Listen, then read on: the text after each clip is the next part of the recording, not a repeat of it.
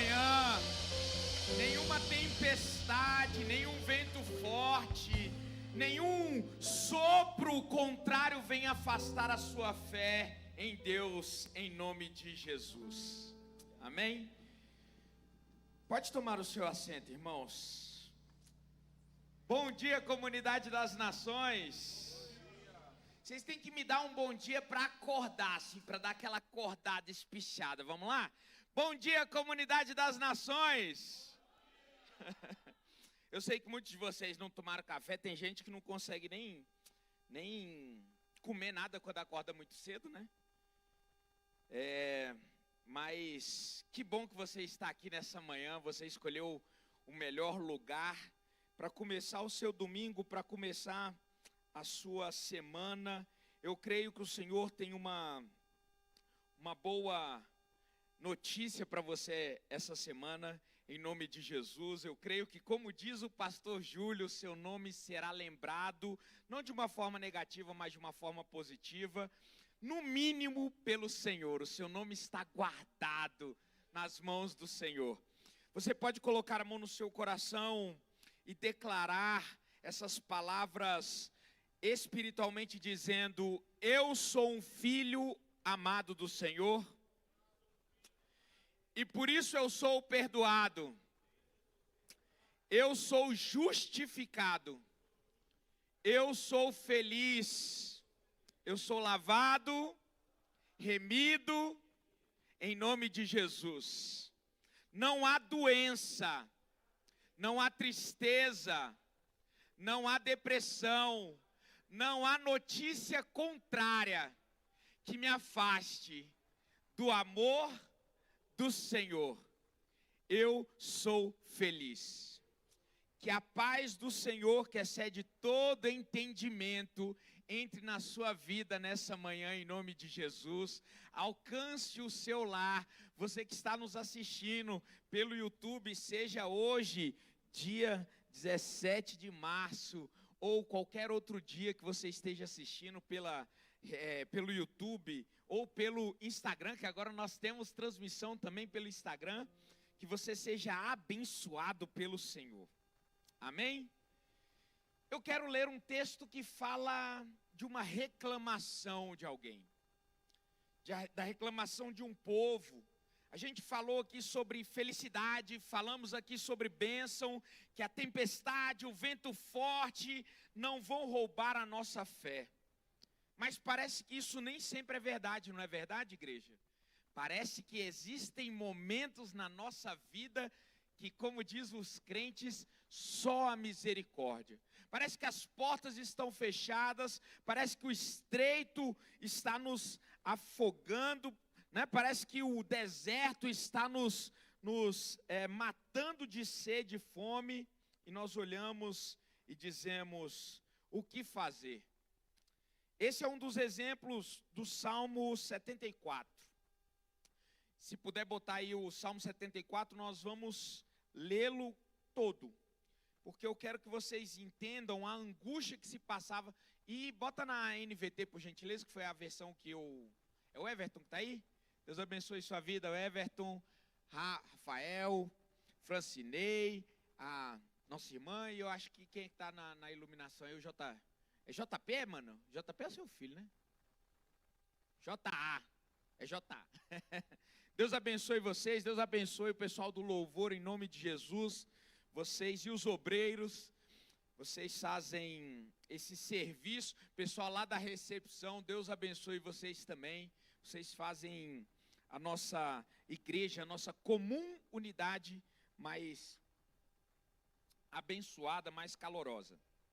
Esse é um salmo, irmãos, de Asaf, um dos louvadores. E ontem, quem estava na vigília aqui, que pode dar um glória a Deus, mais sonolento assim: rapaz, hoje para levantar da cama foi uma tristeza. Não foi uma tristeza assim, né? Eu digo assim: rapaz, o despertador tocou. Eu falei: Jesus, o Senhor já está voltando. Mas graças a Deus por isso. Esse é o salmo de Asaf. E ontem o pastor Jefferson falou sobre louvar a Deus nos momentos de alegria, nos momentos de vitória, nos momentos de perda e nos momentos que não vem nada, não acontece nada. Esse é um momento em que o salmista ele louvou ao Senhor em perdas. Ele diz assim no versículo 1: ó Deus, por que nos rejeitaste por tanto tempo? Por que é tão intensa tua ira contra as ovelhas do teu pasto? Versículo 2: lembra-te de que somos o povo que adquiriste muito tempo atrás, a tribo que resgataste como tua propriedade. Lembra-te ainda do monte Sião, a tua habitação. Caminha pelas ruínas assustadoras da cidade. Vê como o inimigo destruiu o teu santuário. Aqui a gente faz uma pausa e contextualiza. Onde o salmista estava no momento histórico quando ele escreveu isso, irmãos? Nós vimos aqui que primeiro ele reclama do esquecimento de Deus. Deus é um velhinho com uma bengala que está sentado num tronozinho e anda de cadeira de rodas para ter Alzheimer, para ter problemas de memória, para ter demência, irmãos? Não. Mas o salmista ele escreve: porque é tão intensa a tua ira contra as ovelhas e porque nos rejeitaste, e pede para que Deus se lembre. Primeiro, Deus é alguém rancoroso? Deus é alguém que guarda mágoa, irmãos? Não. Deus é alguém que tem Alzheimer? Esquece, não. Mas ele fala a partir da sua própria vivência, daquilo que ele está experimentando. Quando o salmista escreve isso, estávamos vivendo a história de Israel 2 anos depois que o templo de Jerusalém, aquele magnífico templo construído por Salomão, em que Davi, ele deu 666 talentos de ouro do seu próprio tesouro para a construção do templo. Inclusive esse número é utilizado posteriormente, lá em Apocalipse, para se referir ao número da besta. E vários outros homens e mulheres, como lá em Êxodo, quando Deus pede ofertas, o povo de Israel saindo do Egito leva uma quantidade absurda de ouro, prata, pedras preciosas, constrói o templo em adoração ao Senhor. O Senhor se alegra no templo e ele fala: povo de Israel, a minha glória nunca se afastará de vocês. Eu sempre os acompanharei. Eu sempre estarei com vocês. Eu sempre os guardarei. E aí, lá em Deuteronômio 28, ele faz aquele pacto, aquela aliança com o povo, dizendo: deixa metade do povo em um monte, eu não lembro qual é o nome do monte, das bênçãos, e outra metade no outro monte, o monte das maldições, e pede para que o próprio povo proclame as bênçãos, dizendo: povo de Israel, lembrai-vos hoje da aliança que vocês fazem comigo. Se vocês forem fiéis a mim, as colheitas de vocês serão abençoadas. O ventre da mulher de vocês, das mulheres de vocês, não ficará estéril. A terra de vocês produzirá a 100 por 1. Os inimigos de vocês olharão para vocês e fugirão com medo. Tudo que vocês fizerem será bem sucedido. Povo de Israel, escutem a minha voz. Se vocês forem fiéis a mim, eu os cobrirei com a minha destra. Vocês serão bem-sucedidos. Vocês morarão em casas que não plantarão. Vocês colherão frutas que vocês não produziram. Depois de 6 anos plantando, vocês darão descanso à terra durante 1 ano. E vocês verão a minha mão cuidando de vocês. Mas o povo lá do outro monte proclamou as maldições. Mas se vocês desobedecerem, se vocês se esquecerem de mim, se o coração de vocês se voltarem para as suas próprias obras, se vocês fizerem aliança com esse povo que hoje eu determino que vocês expulsem da terra que hoje eu vos dou por possessão. Ah, povo de Israel, eu espero que vocês nunca façam isso, mas se vocês fizerem, a terra de vocês será desolada. Eu farei com que os inimigos de vocês prevaleçam sobre vocês. A terra de vocês será possuída pelo gafanhoto, as bestas feras comerão vocês. Vocês tentarão prevalecer contra os inimigos, mas um dos inimigos será como 10 de vocês. O ventre da mulher de vocês será infrutífero. Vocês comerão a carne dos seus próprios filhos, de tanta fome, de tanta sede. A seca virá, e as plantações de vocês serão infrutíferas. E Deus promete isso dizendo: mas eu não me esquecerei de vocês, porque quando eu trouxer essas maldições, farei isso para que vocês se lembrem de mim. Então, quando o salmista, ele fala isso, irmãos, na verdade ele estava falando da sua própria falta de memória. Ele estava, na verdade, expressando que ele, como povo de Israel, tinha brigado por tirar, daqui a pouco a gente volta. Tinha se esquecido do seu Deus. Não era Deus que havia se esquecido da aliança, mas era a aliança do povo de Israel que tinha sido quebrada com Deus. Era o povo de Israel que se esqueceu da aliança que fez com Moisés lá no monte, nos 2 montes. Foi o povo de Israel que se esqueceu da aliança que fez com Salomão quando construiu esse templo. Então, quando o povo de Israel, quando Asaf escreve esse salmo, eles estavam, irmãos, há 2 anos, que aquele suntuoso, magnífico, grandioso templo havia sido destruído por Nabucodonosor. Em 608 a.C., Nabucodonosor entra em Jerusalém, destrói uma grande parte dos muros, leva uma parte do povo de Israel, dos príncipes. Nessa leva vai Daniel, Sadraque, Mesaque e Abidenego, que agora eu não lembro muito bem os nomes judaicos dele. Era Misael. Quem lembra aí? Quem é crente aí lê a Bíblia? Aí tem uma galera que não lembra não. Eu sei que tem uma galera que lembra aí, mas eu esqueci. Só lembro de Sadraque, Mesaque e Abidenego, que tem a música. Mas os príncipes vão. E aí Nabucodonosor coloca um dos filhos de Josias na condução do governo. Esse filho de Josias, ele desobedece. Em 588, Nabucodonosor chega, mata o rei Zedequias, fura os olhos dele. Primeiro mata os filhos do rei Zedequias. Olha que coisa, irmãos.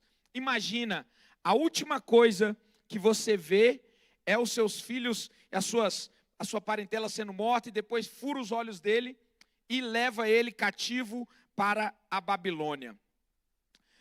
E aí destrói esse grande templo. Esse salmo, então, para a gente continuar a história, ele é escrito em 2 anos depois que o templo havia sido destruído. E por que isso é importante? Lembra que eu falei que as maldições imprecadas por Deus, dizendo: se vocês se esquecerem de mim, eu virei com maldição e farei isso até que vocês se lembrem de novo. Não os destruirei completamente, porque eu, por amor ao meu nome, os restabelecerei de novo. E é engraçado, irmãos, que em 2 Reis, na verdade, em Crônicas também tem isso. Quando Salomão, ele vai inaugurar o templo de Jerusalém, ele faz a mesma oração. É aquela oração de 2 Crônicas, E se o meu povo, que se chama pelo meu nome, se humilhar e orar e buscar a minha face, então eu o ouvi. A irmã tá sabendo ali, ó. Eu ouvirei dos céus, perdoarei os seus pecados, sararei a sua terra. O Senhor é misericordioso, Ele não guarda, irmãos, a sua ira para sempre, mas Ele sempre está disposto a nos trazer de volta a um mar de calmaria, quando nós estamos debaixo da sua poderosa mão. Quando o salmista escreve isso, na verdade, é um exercício de retorno do povo de Israel para a sua constrição, para o seu arrependimento, para lembrar-se que eles tinham um Deus que concedia graça, favor, bênção, prosperidade, proteção, provisão, abundância, e eles abriram mão disso por causa de ego, por causa dos outros povos, invejando aquilo que eles poderiam ter dos outros povos, quando na verdade tudo que eles precisavam, irmãos, eles já tinham, que é o Deus da provisão, Jeová Jirê, o Deus da cura, Jeová Rafá, o Deus todo-poderoso, o Deus da paz, Jeová Shalom. Pode botar aí por gentileza. Então, pegaram instalaram o drive, né? Pegaram o código. Quando é que o salmista escreve esse salmo? Em 586 a.C. Jerusalém tinha sido tomada por Nabucodonosor, destruiu o templo, arrancou os muros, queimou a cidade, só ficaram na cidade os pobres, os miseráveis, aquele povo que antes era próspero, cheio de prepotência, agora está com o coração destruído. Estavam vendo a miséria que é viver sem Deus. Isso é para qualquer ser humano, irmãos. Nós fomos criados para adoração ao nosso Deus. Talvez alguns substituem Deus pela ciência. Talvez alguns substituem Deus pelo ateísmo. Talvez alguns substituem Deus por um relacionamento. Mas isso só leva a nossa alma à destruição. Nós só somos plenos. Nós só somos verdadeiramente felizes quando nós encontramos, irmãos, o preenchimento do vazio da nossa alma em Deus, em Jesus Cristo, que nos projetou para a imagem da sua glória, para sermos filhos amados de um Deus poderoso. Versículo 3. É o 3? É o 3, né? Bota o 3. Então, ele diz, ele convida o Senhor, que não se esquece, que não é, enfraquecido de memória, mas ele convida, chama o Senhor para a sua vida. Se a sua vida está em ruínas, chama Deus para caminhar contigo e diz, caminha pelas ruínas assustadoras da cidade, vê como o inimigo destruiu o teu santuário. Aí ele diz, ali teus inimigos deram gritos de vitória, ali hastearam suas bandeiras de guerra. Usaram seus machados como lenhadores no bosque, com machados e picaretas, despedaçaram os painéis entalhados. Isso aqui deve ser alguma referência própria que eu não cheguei a pesquisar, mas está falando da queda dos muros, como eles derrubaram casas, botaram abaixo, moradores, vilas e etc. Versículo 7, Incendiaram todo o teu santuário, profanaram o lugar da habitação do teu nome. E vejam bem, irmãos, um pouco antes disso, alguns anos antes, os babilônios e os assírios e os egípcios já haviam depenado o templo, já haviam tirado a porta de ouro que Salomão mandou fazer, já haviam tirado os escudos de ouro e substituído por escudos de bronze bem menores, já haviam tirado as bacias de ouro, as bacias de bronze, melhor dizendo, que foram mandadas serem feitas na época de Moisés, o rei Acais substituiu, para fazer a adoração segundo o rei assírio, o deus assírio do sol. Então, o templo já estava sendo depenado à medida que o povo deixava a adoração a Deus, Deus ia abrindo mão da sua presença com o povo de Israel. Tanto é que lá em Ezequiel, Ezequiel, lá na Babilônia, pode deixar esse versículo que eu prometo ser rápido nesse parêntese. Em Ezequiel, quando Ezequiel já estava lá na Babilônia, ele tem uma visão de Deus saindo do templo, como se a presença de Deus estivesse abandonando Jerusalém, estivesse dando tchau para o povo de Israel e dizendo: olha, a partir de agora minha presença não está mais com vocês, eu não recebo mais adoração. Então Ezequiel tem essa visão. O templo já estava sendo, a presença de Deus já estava abandonando Israel e Jerusalém aos poucos. Versículo 8, pensaram: vamos destruir tudo, e queimaram todos os lugares de adoração a Deus. Observe que essa pessoa viu a desgraça acontecendo, viu a destruição, a matança, a depenação acontecendo. É alguém que provavelmente ou estava na Babilônia, ou foi um dos miseráveis que ficou em Jerusalém, um dos poucos sobreviventes que foram deixados para morrer de fome. No versículo 9, já não vemos teus sinais, não há mais profetas, e ninguém sabe quando isso acabará. Até quando, ó Deus, permitirás que nossos inimigos te insultem?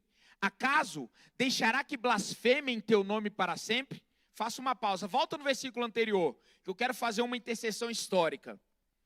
Até quando permitirá que os nossos inimigos te insultem? Não, o versículo anterior. Volta o 9. Já não vemos teus sinais, não há mais profetas, e ninguém sabe quando isso acabará. Quem foi, pergunta de prova aí para os irmãos, quem foi o profeta que passou 40 anos profetizando a queda de Jerusalém, pouco antes de Jerusalém ser destruída, irmãos? Eita glória, quem falou aí que merece um bombom? Glória a Deus. Vamos lá, junto com a irmã. Eu vou falar e os irmãos repetem para acordar, pode ser? A colinha que a irmã deu foi Jeremias. Aí vocês falam, tá? Quem foi o profeta que 40 anos profetizou em Jerusalém que Israel seria destruída? Eita, povo! Uma salva de palmas para vocês que leem Bíblias. Vocês são fera demais. Jeremias, irmãos. Jeremias viu a destruição. Pouco antes de Nabucodonosor entrar na cidade, Jeremias, sabe onde ele estava?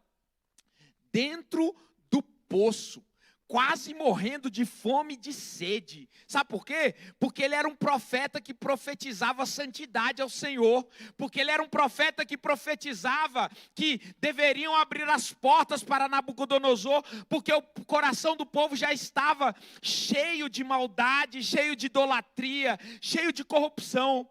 Mas ninguém viu os profetas. Ele fala, já não há mais profetas. Sabe onde Jeremias estava nesse momento? Lá no Egito, porque o pessoal, Jeremias ficou, quando invadem a terra, os babilônios usaram de misericórdia com Jeremias. O povo de Israel não reconheceu seus profetas, sabia, pastor? O povo de Israel não reconhece seus próprios profetas, mas Nabucodonosor soube que havia em Israel um profeta, soube que ali havia alguém que profetizava: abra as portas, se submetam a Nabucodonosor, se submetam a ele como a autoridade que Deus colocou para corrigir vocês. Quando Nabucodonosor entra na cidade, fura os olhos de Zedequias e manda ele para Babilônia, aí ele solta Jeremias e fala: eu sei que você é um profeta de Deus, Jeremias. Você pode ficar conosco na Babilônia e você será bem tratado. Mas se você quiser ficar em Jerusalém, a cidade é sua. Jeremias ficou e ele profetizou: olha, vocês que aqui ficaram, fiquem em Jerusalém que o Senhor vai cuidar de vocês. Deus vai cuidar de vocês. O que o povo de Israel fez? Não, Jeremias profetizou, né, que a cidade ia cair. Vamos dar ouvidos para o profeta? Eles fizeram isso? Não. O que eles fizeram? Pegaram Jeremias, sequestraram Jeremias e levaram para o Egito, achando que no Egito eles seriam protegidos. O que Jeremias profetizou um pouco antes? Falou: olha, vocês estão me perguntando o que Deus quer de vocês, né? Vocês, os pobres, miseráveis que sobraram na cidade.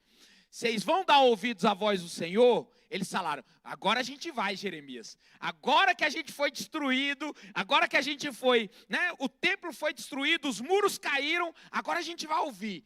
Consulta o Senhor para nós, por favor. E quantas vezes nós somos assim, né, irmãos? Nós pedimos uma direção para Deus, nós vemos nossa vida toda dando errado, nós vemos a bagaceira acontecendo e fala assim, Deus, me dá uma direção, eu vou cumprir. Aí Deus dá a direção, você fala, não é de Deus essa direção não, vou seguir meu caminho. O povo ruim é o povo de Deus, né? Estou brincando, o povo de Deus é um povo abençoado, até porque hoje em dia nós temos o Espírito Santo. Estou falando um povo daquela época, hoje em dia isso não acontece não. Em nome de Jesus, amém, igreja? Eu creio, em nome de Jesus. Até porque, depois de João Batista, a Bíblia diz que o menor no reino dos céus é maior do que João Batista. Quando você recebe essa palavra em nome de Jesus? Mas o que acontece? Eles falaram, Jeremias, né? Nabucodonosor destruiu a cidade igual você falou, agora a gente acredita que você é profeta. Pode tirar, Everton, que não deu certo esse negócio de ser rápido a introdução, não. Não deu certo, não deu certo não. A gente ouviu a sua voz, ouvimos que tu és profeta, consulta o Senhor para a gente. Aí ele, beleza, vocês vão ouvir dessa vez? Vamos, Jeremias, a gente garante. Beleza, vou consultar. Consultou o Senhor e ele falou, vocês que sobraram na terra, Deus manda dizer, não temas os babilônios, não temas os inimigos, os edomitas que estão ao redor, não temas os filisteus, não temas, né, os sírios, porque eu cuidarei de vocês, permaneçam aqui, mas se vocês forem para o Egito, achando que lá vocês encontrarão segurança, estabilidade, que a espada de Nabucodonosor não vai chegar em vocês, como vocês estão enganados. A espada chegará em vocês e vocês lamentarão a decisão. O que eles acharam? Acharam que Jeremias estava querendo destruir eles com essa mensagem. O que eles fizeram? Não só foram para o Egito, como levaram Jeremias preso, com medo deles, de Jeremias ser um espião da Babilônia. Irmãos, olha só como quando o coração do povo é endurecido, como a gente é difícil, irmãos, de ouvir conselho, é difícil de ouvir, né, uma direção de Deus. Às vezes o profeta está falando, a Bíblia está falando, o sonho está falando, a visão está falando, mas a gente quer bater no peito e falar, eu sei, eu garanto, eu sei como é, né? O que aconteceu? A história nos conta que Jeremias morreu no Egito, na invasão da Babilônia, por causa dos judeus que levaram ele preso. E de fato aconteceu. Os poucos outros miseráveis que foram para o Egito, logo depois, Nabucodonosor invadiu o Egito e destruiu o Egito. Valeu a pena não ter escutado a voz do profeta? Não valeu, né? Aí, vamos lá agora voltar para o 8.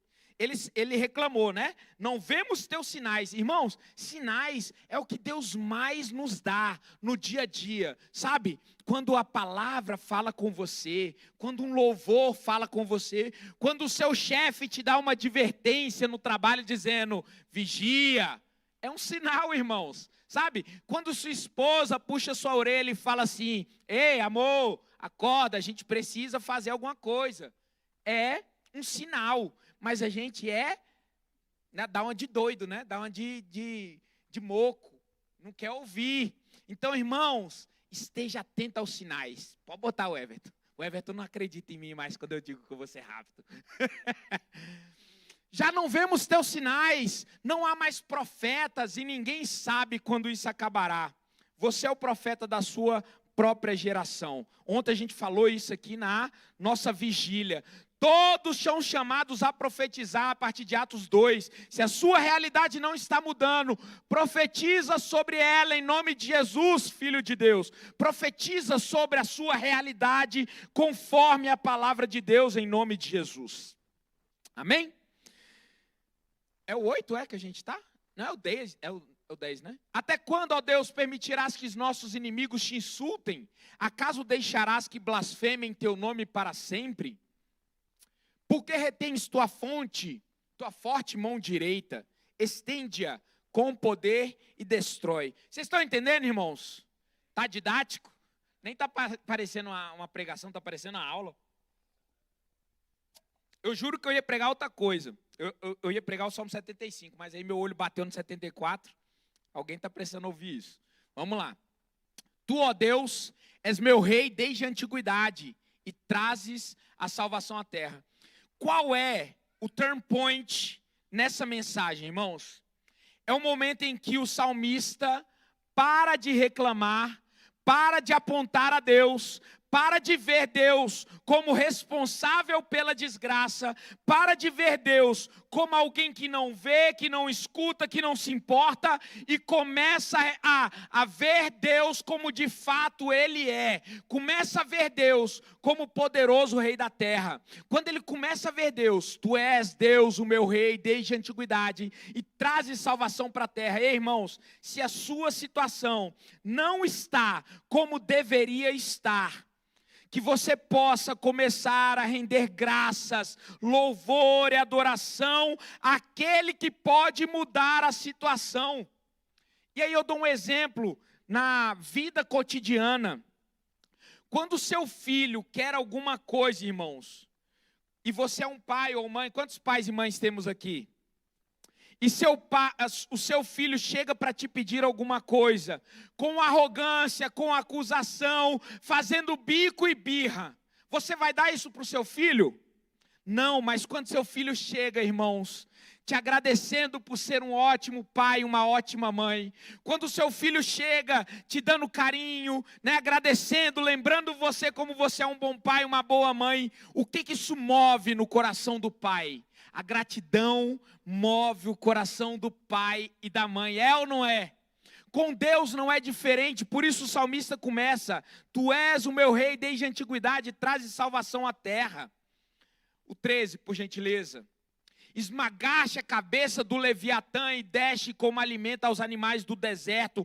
Comece a lembrar, trazer à memória aquilo que te traz esperança. Ei, se o seu casamento, se o seu relacionamento não está como gostaria, comece a trazer à memória aquilo que Deus já fez quando você conheceu o seu cônjuge, né, o seu namorado, o seu noivo. Se o seu negócio não está do jeito que você gostaria, está indo de mal a pior, comece a trazer à memória os sonhos de Deus que Ele colocou dentro do seu coração, quando o negócio estava nascendo, como você tinha expectativas de que ia dar certo, e comece a agradecer a Deus, porque você está no vale, mas em nome de Jesus, você sabe que o Deus que te prometeu, Ele é fiel para cumprir e te colocará em alto lugar em nome de Jesus.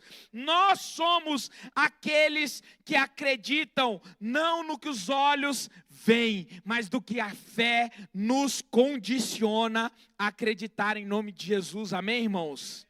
Oh, glória! Vamos lá, pode passar. Fizeste jorrar fontes e riachos, e secaste rios de águas torrenciais. Vocês perceberam a mudança de discurso do salmista? De reclamação, de murmuração para louvor. Isso faz a diferença. Você pode até questionar Deus: Deus, por que a minha vida está dessa forma? Deus, parece que o Senhor não me lembra, mas no final, não deixe, irmãos, de reconhecer a grandeza e o poder de Deus na sua vida, mesmo que as coisas ainda não estejam, porque entre um versículo e outro, a situação não mudou magicamente. O que mudou foi a vida, né, ou a mentalidade, o coração dele que começou a ter fé. Em nome de Jesus, que a sua vida, como a deste salmista, possa ter uma mudança de versículo, uma metanoia da murmuração, da tristeza, da mentalidade fechada da perda, para uma mentalidade da esperança, porque nós somos chamados profetas da esperança em nome de Jesus. Pode prosseguir, mano. Oh, glória. Tanto O dia como a noite pertencem a ti. Criaste a luz das estrelas e o sol. Glória a Deus. Determinaste os limites da terra e fizeste o verão e o inverno. Vê como os inimigos te insultam, Senhor. Uma nação insensata blasfemou o teu nome. Pausa. Já estão. Quantos versículos são? São alguns versículos, estamos acabando. Essa é a última intervenção, eu acho, em nome de Jesus. O povo de Israel, estamos terminando. Pode ir. Eu vou falar de novo enquanto eu falo aqui para ele. Pode isso, começar. Estamos terminando, irmãos? Eu amo vocês, porque o Senhor ama vocês. O povo de Israel era um povo blasfemador, também foi, mas porque eles se deixaram levar por outros povos. Mas o dia que eles reconheceram que na verdade eles tinham a marca da promessa, eles se voltaram para o Senhor. E aí ele lembra, vê como os outros inimigos te insultam, Senhor.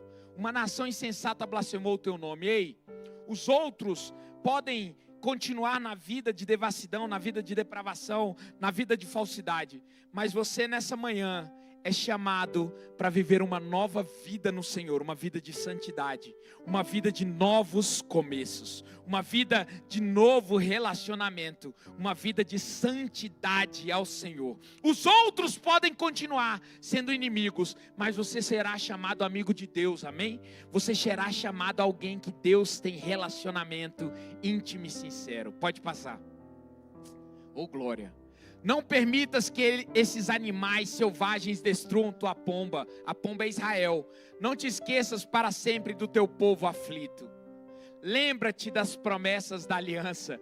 Deus não se esqueceu, quem se esqueceu foram eles, pois a terra está cheia da escuridão e violência. Não permitas que os oprimidos voltem a ser humilhados. Em vez disso, que os pobres e os necessitados louvem o teu nome. Glória a Deus. Levanta-te, ó Deus, e defende tua causa.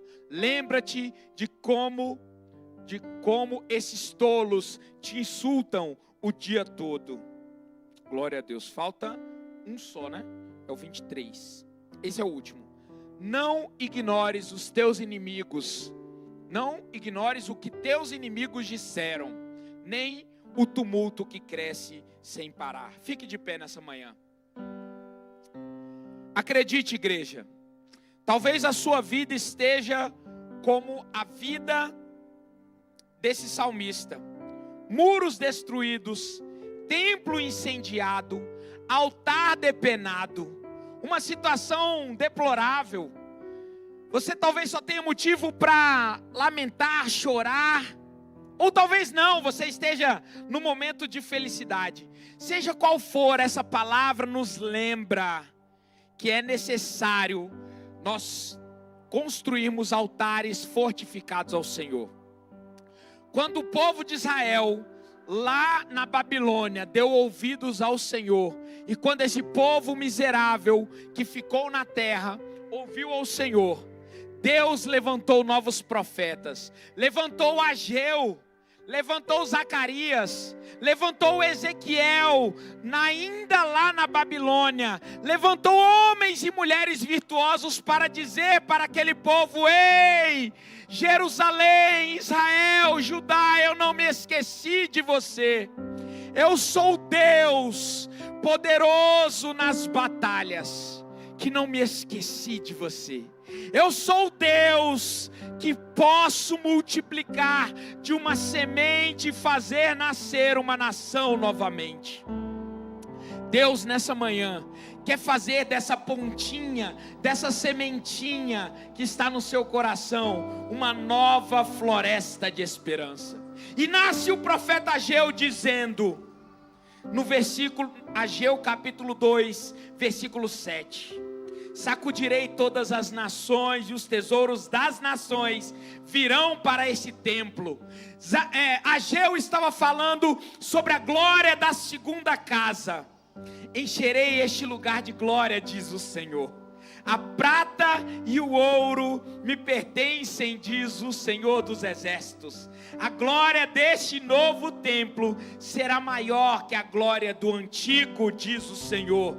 E neste lugar estabelecerei a minha paz. Sabe o que eu quero dizer nesse último momento, antes das ofertas, irmãos? É que o Senhor nos chama a sermos melhores do que ontem nós fomos, a fazermos escolhas diferentes das escolhas erradas que nós fizemos no nosso dia a dia.